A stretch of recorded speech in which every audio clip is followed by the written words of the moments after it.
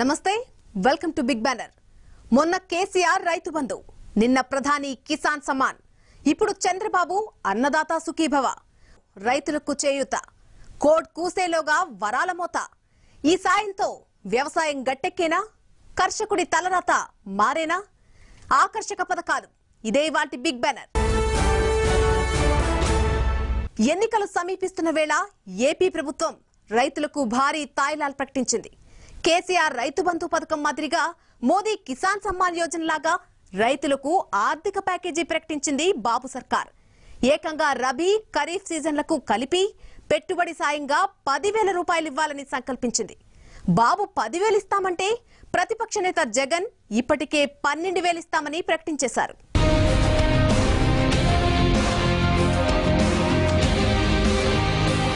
ఎన్నికల వేళ రైతులపై వరాలు, ఆకర్షక పథకాలు ప్రకటిస్తున్న రాష్ట్రాలు. తెలంగాణ, మధ్యప్రదేశ్, ఒడిశా బాటలో ఇప్పుడు ఏపీ. అన్నదాత సుఖీభవ పేరుతో రైతుకు పెట్టుబడి సాయం. తెలంగాణ, ఒడిశా, మధ్యప్రదేశ్ రాష్ట్రాల్లో మాదిరిగా ఆంధ్రప్రదేశ్లోనూ రైతులను ఆదుకోవడానికి ప్రభుత్వం భారీ పథకాన్ని ప్రకటించింది. అన్నదాత సుఖీభవ పేరుతో ఎన్నికల అస్త్రాన్ని సంధించింది. ఖరీఫ్, రబీలో ఒక్కో సీజన్కు రైతులకు 5,000 రూపాయల సాయం అందించాలని సంకల్పించింది. ఫిబ్రవరి చివరి వారంలో అన్నదాత సుఖీభవ చెక్కులు పంపిణీ చేయాలని కేబినెట్ నిర్ణయించింది. అలాగే కౌలు రైతులకు పెట్టుబడి సాయం అందించేందుకు తీర్మానించారు. అంతేకాదు, రైతు రుణమాఫీ చెల్లింపులు కూడా వెంటనే చెయ్యాలని నిర్ణయించి రైతులకు బల్క్ గా బంపర్ ఆఫర్లు ప్రకటించింది బాబు సర్కార్. అయితే ఇప్పుడు ఇమీడియట్ గా ముఖ్యమంత్రి గారు తీసుకున్న నిర్ణయం ఏంటంటే, ఈ కేంద్ర ప్రభుత్వ నామ్స్ ప్రకారం ఎంతమంది సుమారు 54 లక్షల మందికి వాళ్ళు 2,000 ఇస్తున్నారు కాబట్టి మేము 3,000 కలిపి ఈ ఫిబ్రవరి మాసంలో కేంద్రం సమాచారం ఇవ్వమని చెప్పింది. ఎంతమంది రైతులు మేము ఇస్తున్నామో దాదాపు 54 లక్షల మంది 5 ఎకరాల లోపల ఉండే రైతులకి కేంద్రం 2,000తో పాటు మేము 3,000 కలిపి ఇచ్చేస్తున్నాము. అన్నదాత సుఖీభవ పథకం కింద ప్రతి రైతు కుటుంబానికి 10,000 రూపాయలు ఇవ్వాలని ఏపీ ప్రభుత్వం నిర్ణయించింది. ఇందులో కిసాన్ సమ్మాన్ యోజన కింద కేంద్రం అందిస్తున్న 6,000 ఆర్థిక సాయం కూడా ఉందని వ్యవసాయ మంత్రి సోమిరెడ్డి చంద్రమోహన్ రెడ్డి తెలిపారు. కేంద్ర పథకం వర్తించని వారికి కూడా 10,000 రూపాయల ఆర్థిక సాయం అందిస్తామన్నారు. మేము రైతు కుటుంబానికి కేంద్ర ప్రభుత్వం ఇచ్చే 6,000 చాలదు కాబట్టి 10,000గా నిర్ణయించాం. కేంద్ర ప్రభుత్వ నామ్స్ ప్రకారం కేవలం 53-54 లక్షల మందికి మాత్రమే ఆ 6,000 లెక్కన ఎలిజిబిలిటీ వస్తుంది. మాకు దాదాపు ఇంకొక 15 లక్షల కుటుంబాలు, అంటే కేంద్రం 5 ఎకరాల పైన వాళ్ళు అర్హులు కాదు అని ప్రకటించింది. మేము ఎన్ని ఎకరాలున్నా అందరు రైతులకి కుటుంబానికి 10,000 ఇవ్వాలని చెప్పి డెసిషన్ తీసుకున్నాం. అంటే గవర్నమెంట్ ఆఫ్ ఇండియా నామ్స్ లో వచ్చే వాళ్ళకి కేంద్రం 6,000 ఇస్తే మేము 4,000 ఇస్తున్నాం. గవర్నమెంట్ ఆఫ్ ఇండియా నామ్స్ రాని వాళ్ళకి 10,000 రూపాయల లెక్కన ఇస్తున్నాం. ఖరీఫ్, రబీ సీజన్లకు వేరువేరుగా 2 విడతల్లో 5,000 చొప్పున ఇవ్వాలని ప్రభుత్వం నిర్ణయించింది. కౌలు రైతులకు కూడా ఈ పథకాన్ని వర్తింపజేయాలని మంత్రివర్గం నిర్ణయించింది. ఈ పథకం అమలు చేయడం వల్ల రాష్ట్ర ప్రభుత్వంపై 7,621 కోట్ల రూపాయల భారం పడనుంది. అన్నదాత సుఖీభవలో భాగంగా ప్రతి రైతుకు 10,000 రూపాయల మేర ఆర్థిక సాయం అందనుంది. ప్రభుత్వ లెక్కల ప్రకారం రాష్ట్ర వ్యాప్తంగా 76.21 లక్షల కమతాలు ఉన్నాయి. ఇందులో 5 ఎకరాలలోపు కమతాలు కలిగిన రైతులు 60 లక్షల మంది ఉన్నారు. తక్షణమే చెక్కులు సిద్ధం చేయాలని ఆదేశించిన ప్రభుత్వం ఈ నెల చివరి నాటికి రైతులకు అందించనుంది. ఇదే సమయంలో రుణమాఫీకి సంబంధించి పెండింగ్లో ఉన్న నిధులను 2 విడతల్లో చెక్కుల ద్వారా చెల్లించాలని నిర్ణయించింది.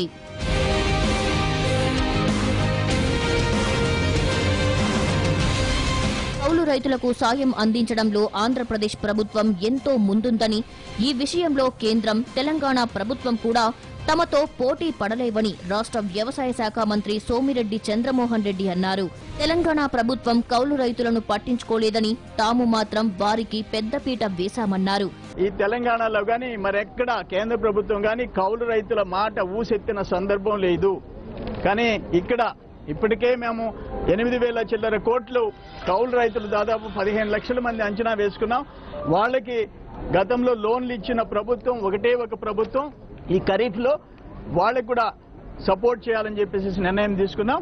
ఎవరు ఎంతమంది రైతులు రేపు ఎలిజిబిలిటీ వాళ్ళ రికార్డ్ అవుతారో వాళ్ళందరికీ కూడా సాయం చేయాలని చెప్పేసి నిర్ణయం తీసుకున్నాం. అన్నదాత సుఖీభవ పథకాన్ని రాష్ట్ర కేబినెట్ ఆమోదించడంతో రాష్ట్రంలోని ప్రతి రైతు లాభపడతాడని తెలిపారు సోమిరెడ్డి చంద్రమోహన్ రెడ్డి. కేంద్రం రైతుకు ప్రకటించిన సాయం వల్ల కొన్ని వర్గాలకే మేలు జరుగుతుందని, అదే రాష్ట్ర ప్రభుత్వ సాయం ప్రతి రైతుకు అందుతుందని తెలిపారు. కౌలు రైతులను క్షేత్రస్థాయిలో గుర్తించి ఆర్థిక సాయం అందిస్తామని తెలిపారు. కేంద్రం 1,080 కోట్ల రూపాయలు అందజేస్తుంటే రాష్ట్రం 2,370 కోట్లు ఇస్తుందని చెప్పారు. అన్నదాత సుఖీభావ్లో మేము ఖర్చు పెట్టాల్సిన పని వచ్చింది. అట్లే కేంద్ర ప్రభుత్వం 1,080 కోట్లు మాత్రమే, అంటే 2,000 లెక్కన 54 లక్షల మందికి వాళ్ళు ఇచ్చేది 1,080 కోట్లు, మేమిచ్చేది 2,370 కోట్లు. 2,370 కోట్లు మొత్తం కలిసి 3,300 చిల్లర కోట్లు అవుతుంది. కేంద్రం ఇచ్చేది మేమిచ్చేది కలిసి ఫస్ట్ ఇప్పుడు ఇచ్చే ఇన్స్టాల్మెంట్ 3,300 చిల్లర కోట్ల రూపాయలు అవుతుంది. ఈ నెలలోనే ప్రతి రైతుకు 5,000 రూపాయలు అందించనున్నట్లు సోమిరెడ్డి తెలిపారు. బడ్జెట్ కేటాయింపులకు ఎటువంటి కోడ్ అడ్డంకులు ఉండవని, కేబినెట్లో ఏ నిర్ణయం తీసుకున్నామో ఆ నిర్ణయానికి సంబంధించిన నిధులు రాష్ట్ర ప్రభుత్వం ఖచ్చితంగా విడుదల చేస్తుందని స్పష్టం చేశారు. అంతేకాక మరో 8,000 కోట్ల రుణమాఫీ చేస్తున్నట్లు కూడా తెలిపారు. అన్నదాత సుఖీభావ్ కింద ఈరోజు ఇంచుమించు 5,000 చిల్లర కోట్ల రూపాయలు, 5,000 చిల్లర కోట్లు బడ్జెట్లో పెట్టాం. బడ్జెట్లో పెట్టిన దానికే అంచనాలు వేశాం. మళ్ళీ మార్చి 4వ ఇన్స్టాల్మెంట్ రిలీజ్ చేసి ఏప్రిల్లో 5వ ఇన్స్టాల్మెంట్ 4,000 కోట్లు, 4,000 కోట్లు, 8,000 కోట్లు రుణ విముక్తి కింద విడుదల చేయాలని చెప్పి నిర్ణయం తీసుకున్నాం. అటు అన్నదాతలకు తాను సైతం వెన్నుగా ఉంటానని ప్రతిపక్ష నేత వైఎస్ జగన్మోహన్ రెడ్డి ఇప్పటికే ప్రకటించారు. పెట్టుబడి సాయం అందిస్తామని రైతుకు ధైర్యాన్నిచ్చారు. అధికారంలోకి రాగానే వైఎస్ఆర్ రైతు భరోసా పేరుతో పెట్టుబడి సాయం పథకాన్ని అమలు చేస్తామని అన్నారు. ఈ పథకాన్ని 2017 జులైలో పార్టీ ప్లీనరీలో ప్రకటించామన్న జగన్ అధికారంలోకి రాగానే ఏటా 12,500 చొప్పున పెట్టుబడి సాయాన్ని రైతులకు అందిస్తామని ప్రకటించారు. 4 ఏళ్ల కాలానికి మొత్తం 50,000ను పెట్టుబడి సాయంగా అందిస్తామని స్పష్టం చేశారు. ఈ మొత్తాన్ని ఖరీఫ్ సీజన్ ప్రారంభానికి ముందే మే నెలలో నేరుగా రైతుల చేతికి ఇస్తామని తెలిపారు. 5 ఎకరాల లోపున్న రైతులందరికీ, చిన్న సన్నకారు రైతు కుటుంబాలందరికీ, ఆ పేద రైతు కుటుంబాలందరికీ అధికారంలోకి వచ్చిన వెంటనే 50,000 రూపాయలు ఇచ్చేట్టుగా ఏర్పాటు చేస్తామని చెప్తా ఉన్నాం.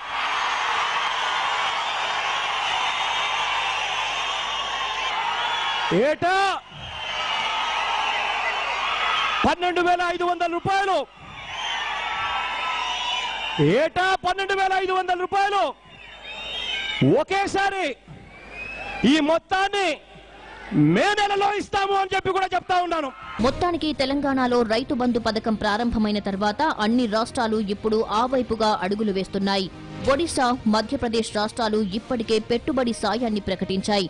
తాజాగా కేంద్ర ప్రభుత్వం దేశవ్యాప్తంగా రైతులకు భరోసానిస్తూ కిసాన్ సమ్మాన్ యోజన పథకాన్ని ప్రకటించింది. ఇలా ఎన్నికల వేళ ఆ పార్టీ ఈ పార్టీ అనే తేడా లేకుండా రైతన్నలను ప్రసన్నం చేసుకోవడానికి అన్ని పార్టీలు తీవ్రంగా శ్రమిస్తున్నాయి. రైతే వెన్నెముక అంటారు. రైతు లేనిదే రాజ్యం లేదంటారు. రైతులను ధనవంతులను చేస్తామని గొప్పలకు పోతారు. కానీ అధికారంలోకి వచ్చిన తర్వాత ప్రభుత్వాలకు అన్నదాత అపరిచితుడైపోతాడు. మళ్లీ ఎన్నికలకు ముందు మాత్రమే గుర్తొస్తాడు. ఇది మన దేశంలో దశాబ్దాలుగా సాగుతున్న ఆట. ఎన్నికల తాయిలాలతో రైతు ఓట్లను ఒడిసిపట్టేందుకు రాజకీయ నేతలు ఆడుతున్న పవర్ఫుల్ గేమ్.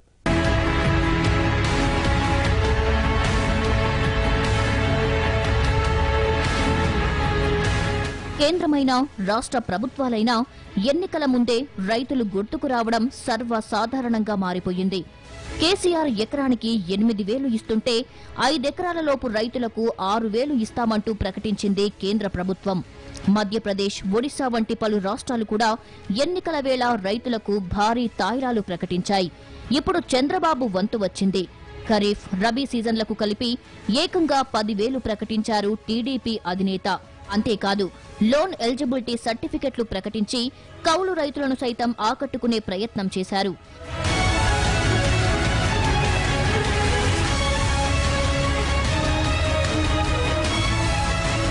ఇప్పటిదాకా కౌలు రైతులకు ఏ రాష్ట్రంలోనూ తాయిలాలు ప్రకటించిన సందర్భం లేదు.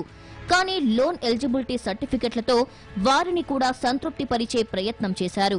ఇక ప్రతిపక్ష నేత జగన్మోహన్ రెడ్డి సైతం తానేం తక్కువ కాదంటున్నారు.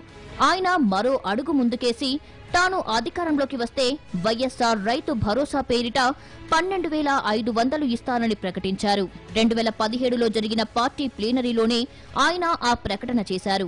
ఇలా అధికార, విపక్ష పార్టీలు ఎన్నికల వేళ రైతుల ఓట్లను గంపగుత్తగా ఒడిసిపట్టేందుకు పోటీపడి వరాలు ప్రకటిస్తున్నాయి. పెట్టుబడి సాయం వల్ల అన్నదాతలకు ఏ మేరకు లబ్ధి చేకూరుతుందన్న విషయాన్ని పక్కన పెడితే ఎన్నికల వేళ రైతులకు భారీ తాయిలాలు ప్రకటించటం ప్రభుత్వాలకు అలవాటుగా మారిపోయింది.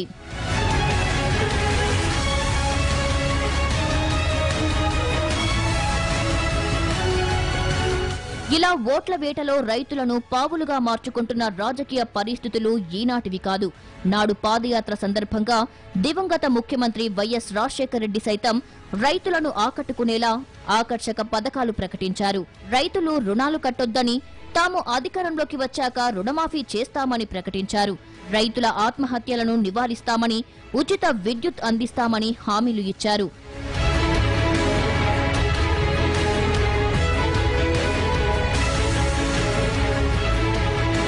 సాధారణంగా రుణమాఫీ, పెట్టుబడి సాయం వంటి పథకాలను ఆర్థికవేత్తలు సమర్థించరు. కానీ స్వయంగా ఓ ఆర్థికవేత్త అయిన నాటి ప్రధాని మన్మోహన్ సింగ్ సైతం 2009 ఎన్నికల ముందు దేశవ్యాప్తంగా రుణమాఫీ చేస్తామని ప్రకటించాల్సి వచ్చింది.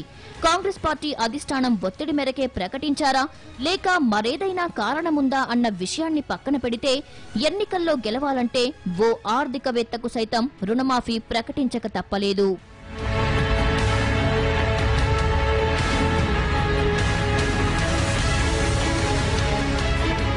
2014లో కూడా రాజకీయ పార్టీలు రుణమాఫీ అస్త్రాన్ని వాడుకునే అధికారంలోకి వచ్చాయంటే అతిశయుక్తి కాదు. మొన్నటికి మొన్న తెలంగాణ అసెంబ్లీ ఎన్నికల్లో కేసీఆర్ ₹1,00,000 రుణమాఫీ ప్రకటిస్తే తామేం తక్కువ కాదంటూ కాంగ్రెస్ పార్టీ ఏకంగా 2 లక్షల వరకు రుణమాఫీ చేస్తామని హామీలు గుప్పించింది.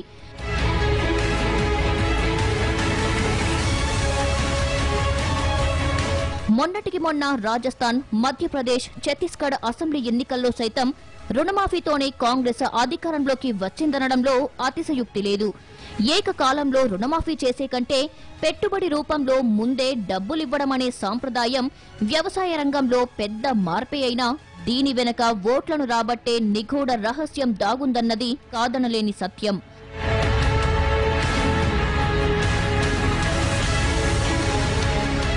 పంట వేసే ముందు రైతుకు పెట్టుబడి కష్టమని తెలిసి యూరియా, విత్తనాలపై సబ్సిడీలు ఇవ్వడం ఇప్పటి వరకు ఉన్న సాంప్రదాయం. అయితే సమయానికి ఎరువులు, విత్తనాలు దొరక్క రైతులు ఎన్ని ఇబ్బందులు పడుతున్నారో కొత్తగా చెప్పాల్సిన పని లేదు. దీంతో రైతులు రుణాలు తీసుకోక తప్పడం లేదు. ఇక పంట చేతికొచ్చిన తర్వాత గిట్టుబాటు ధర లేక, రుణాలు తిరిగి చెల్లించలేక అన్నదాత పడుతున్న కష్టాలు వర్ణనాతీతం.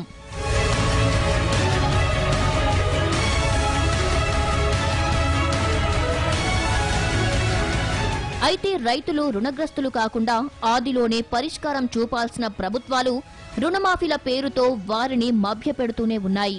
ఇప్పుడు మరో అడుగు ముందుకేసి ఏకకాలంలో రుణమాఫీ చేసే కంటే ముందే పెట్టుబడి రూపంలో డబ్బులివ్వడమనేది రాజకీయ నాయకులు తెచ్చిన కొత్త సాంప్రదాయం. ఇక్కడ పెట్టుబడి సాయం అనేది ఖచ్చితంగా స్వాగతించాల్సిన అంశమే. ఇది వ్యవసాయ రంగంలో పెద్ద మార్పే. అయినా అధికారంలో ఉన్నన్ని రోజులు గుర్తుకురాని పెట్టుబడి సాయం సరిగ్గా ఎన్నికల ముందు తాయిలాల రూపంలో ఇవ్వడమనేది ఓట్ల కోసం కాక మరేమిటి? పైగా రుణమాఫీ, పెట్టుబడి సాయం వంటి పథకాలు దీర్ఘకాలంలో వ్యవసాయ రంగాన్ని దెబ్బతీసే అవకాశాలున్నాయని వ్యవసాయ రంగ నిపుణులు చెబుతున్నారు.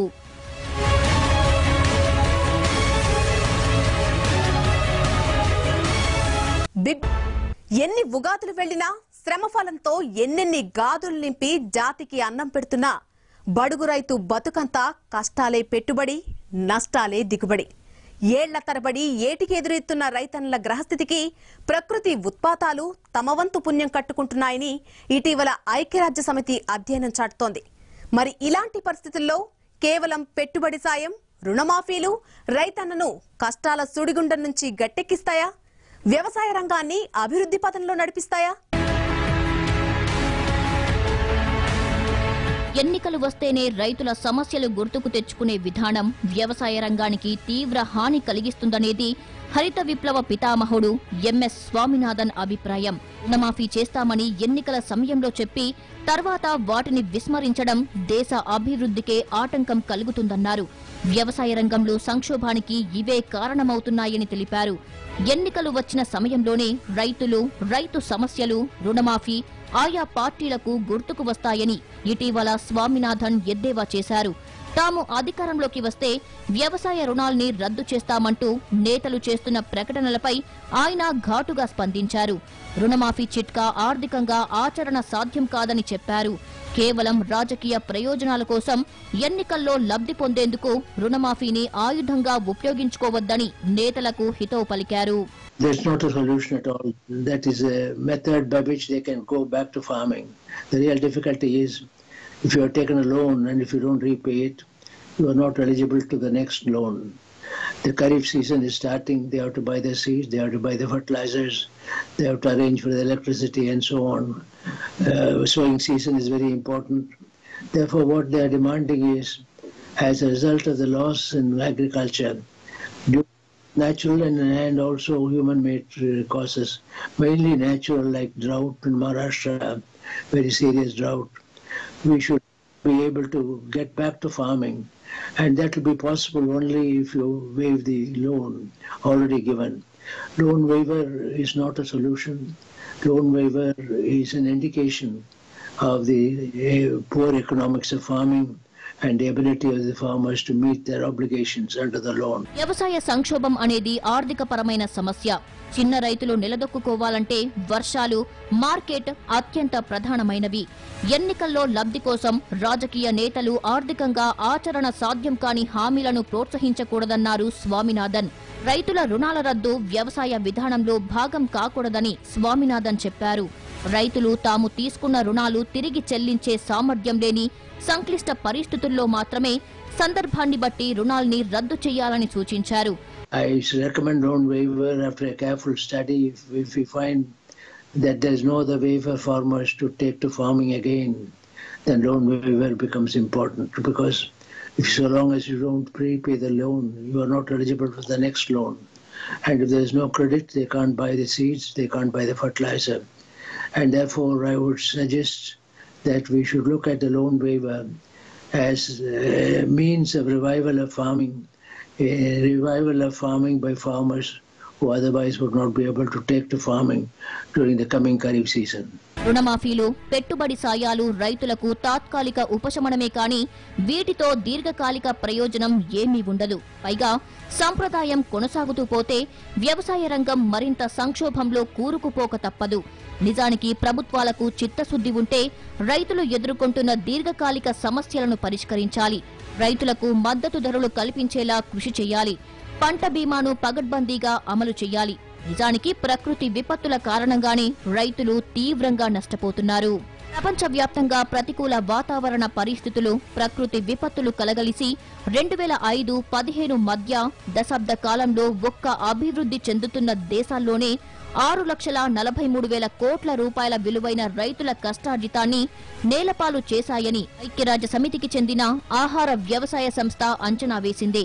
రైతుల పుట్టముంచడంలో కరువు కాటకాలదే ప్రధాన వాటా. ఇక వరదలు, తుఫాన్లు, పంట తెగుళ్లు, పశువ్యాధులు, విషరసాయన వ్యర్థాల వంటివి వాటి వెన్నంటి ఉన్నాయని FAO నివేదిక చాటుతుంది. ప్రధానంగా ఆసియా దేశాల్లోని రైతుల కష్టాలు వర్ణనాతీతంగా ఉంటాయంటున్న FOA దాదాపు 3,25,000 కోట్ల రూపాయల నష్టం ఇక్కడే సంభవించిందని స్పష్టీకరించింది. ప్రపంచవ్యాప్తంగా 250 కోట్ల మందికి, అదే మన దేశంలో సుమారు 70 కోట్ల ప్రజలకు వ్యవసాయమే జీవనాధారం. భారత్లో 14 కోట్ల హెక్టార్ల సాగుయోగ్య భూములున్నాయన్న మాటే గాని హెక్టారులోపు చిన్న కమతాలే 80% ఉండగా 68% భూభాగానికి కరువు కాటకాల ముప్పు పొంచి ఉంది. కాబట్టే ప్రపంచంలో తక్కిన దేశాలతో పోలిస్తే భారత్లో రైతుల బతుకులు అక్షరాల గాలిలో దీపాలవుతున్నాయి. 2022 నాటికి రైతుల ఆదాయాన్ని రెట్టింపు చేస్తామని చెప్పుకున్న మోదీ ప్రభుత్వం ఉత్పాదక ఖర్చులను నిర్దిష్టంగా లెక్కించి పంటల కనీస మద్దతు ధరను 1.5 రెట్ల మేర నిర్ధారిస్తామని భరోసా ఇచ్చింది. అయినప్పటికీ మద్దతు ధర విషయంలో అన్ని ప్రధాన వ్యయాల్ని పరిగణంలోకి తీసుకుంటామన్న ప్రధాని మోదీ తమ లెక్కలకు స్వామినాథన్ సిఫార్సులే గీటురాయి అని చెప్పలేకపోయారు. వ్యవసాయం ప్రధాన దేశమన్న పేరేగాని స్థూల దేశీయోత్పత్తిలో ఆ రంగం వాటా 6.5 దశాబ్దాల్లో 56.5% నుంచి 14% పడిపోయింది. 2 దశాబ్దాల్లో 3 లక్షల మందికి పైగా రైతుల బలవన్మరణాలు ప్రభుత్వాలను ప్రశ్నిస్తున్నాయి. లక్షల ఎకరాల్లో పొలాలు స్థిరాస్తి వెంచర్లుగా మారిపోతుండటం జాతి ఆహార భద్రతకు పెను ముప్పుగా దాపరిస్తుంది. దీర్ఘకాలంలో దేశ సార్వభౌమాధికారానికే గొడ్డలిపెట్టులాంటి ప్రమాదమిది. ఏ భారతీయ రైతు మనులు మాణిక్యాల్ని దోచిపెట్టమని అడగడం లేదు. పండించే పంటకు గిట్టుబాటు ధర మాత్రమే అడుగుతున్నాడు. అలా అడగడమే తప్ప ఏటికేడు పెరిగే జీవన వ్యయ సూచీలే ప్రాతిపదికగా ప్రభుత్వ ఉద్యోగుల వేతన సవరణ సాగుతున్నప్పుడు ఆ మానవీయ దృక్కోణం మద్దతు ధరల్లో కనిపించకూడదా? కరువు కాటకాలు, తుఫాన్లు, వరదలు, ఎలాంటి ఉపద్రవాలు ఎదురైనా రైతుకు మనోధైర్యాన్ని ఇచ్చే విధంగా జాతీయ స్థాయిలో అన్నదాతకు రక్షణ కల్పించాలి. మేలిమి విత్తనాలు, ఎరువులతో పాటు లాభదాయక సేద్య పరిజ్ఞానం అందుబాటులోకి రావాలి. రైతు రాజులా బతికేలా గిట్టుబాటు ధరలు లభించి తీరాలి. పంటలకు అరకొర మద్దతు కాదు, రైతు గౌరవప్రద జీవనానికి గరిష్ట దన్ను సమకూరినప్పుడే జాతి ఆహార భద్రతకు భరోసా దక్కుతుంది. అంతే తప్ప రుణమాఫీలు, పెట్టుబడి సాయాలు అన్నదాతలను గట్టెక్కించలేవు.